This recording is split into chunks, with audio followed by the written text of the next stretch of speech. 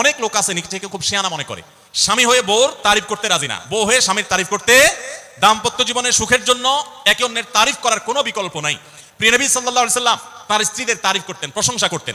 আয়েশা রাদিয়াল্লাহু তাআলা আনহাকে বলেছেন যে আয়েশা, তোমার অবস্থানটা হলো খাদ্যের মধ্যে সারিদ নামক একটা বিশেষ খাদ্য আছে, রুটি এবং গোশতের ঝোল মিছিয়ে আরবরা খায়। নবী সাল্লাল্লাহু আলাইহি সাল্লাম বলেছেন, সারিদ এই খাদ্যটা যেরকম খুব প্রিয় অন্য সব খাদ্যের চাইতে আমার কাছে, অন্য সব নারীদের চাইতে তুমি আমার কাছে সেরকম প্রিয়।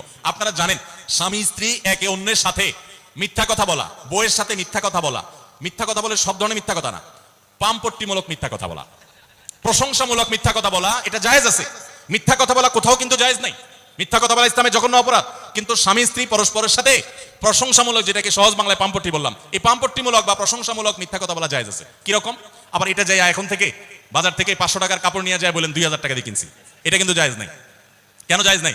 কারণ কোনোভাবে যদি ওই 500 টাকার ট্যাগ মহিলা ধরে ফেলতে পারে, তাহলে মায়ের কিন্তু একটা নিচে পড়বে না, বলবে মৃত্যুকের পুত মৃত্যুক, সারা জন্ম কাম করে আসছস, তাইলে ওই রকম মিথ্যা কথা বলা যাবে না। ধরেন আপনি আপনার বউরে বললেন, দেখো তুমি চাঁদের চাইতেও সুন্দর।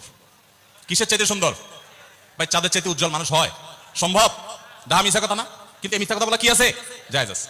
সৌদি আরবের একজন আলেম ডক্টর আয়েজ আল কারনি, মুসলিম বিশ্বের সবচেয়ে জনপ্রিয় আলেমদের মধ্যে একজন, ওনার একটা বক্তব্য আমি শুনেছি, অত্যন্ত চমৎকার কথা বলেন এবং দারুণ দারুণ টিপস দিয়ে থাকেন। উনি বলেন যে একটা ইউনিভার্সিটি প্রোগ্রামে স্টুডেন্টদের সামনে উনি বলছিলেন যে আমি একবার একটা আইডিয়া দিয়েছি দাম্পত্য জীবনে সুখ শান্তির জন্য, বলেন যে এটা ইমপ্লিমেন্ট করে অনেকেই সুফল পেয়েছেন, আমাকে ব্যক্তিগতভাবে জানিয়েছেন।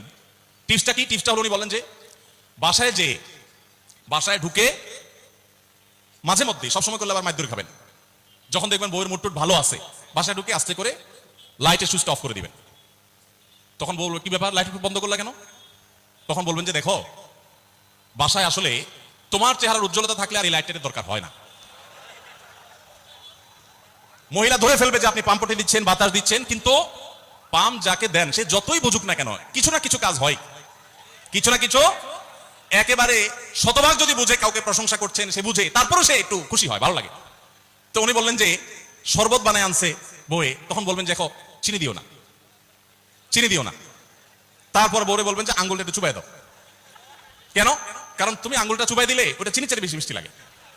এই যে কথাগুলো, এই কথাগুলো আসলে সত্য কথা না। তো এই টাইপের কথা স্বামী স্ত্রীর মধ্যে মিথ্যা হলেও সেটা কি আছে? জায়েজ আছে। ভাইরা আমার, এই জন্য দাম্পত্য জীবনে সুখ শান্তির জন্য একে অন্যকে ভালোবাসা, প্রশংসা করতে জানা, বিশেষ করে স্বীকৃতি দিতে জানা, ভালো গুণগুলোর কথা বলা, এটা হারিয়ে গেছে। অনেকে মনে করে যে না, ভালো গুণ বললে মাথায় উঠবে, এটা ভুল।